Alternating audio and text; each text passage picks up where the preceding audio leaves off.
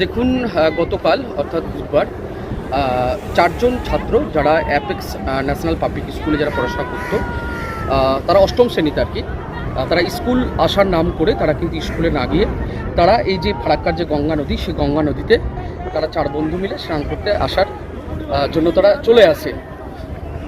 এবং আসার পরে প্রায় যখন আসে তখন প্রায় 1টা বাজে, 1টা নাগাদ। এবং তারা আসার পরে বন্ধুরা স্নান করে এবং স্নান করার পরে একটা সময় 3 জন বন্ধু কিন্তু নদীর গর্ভে তলিয়ে যায়।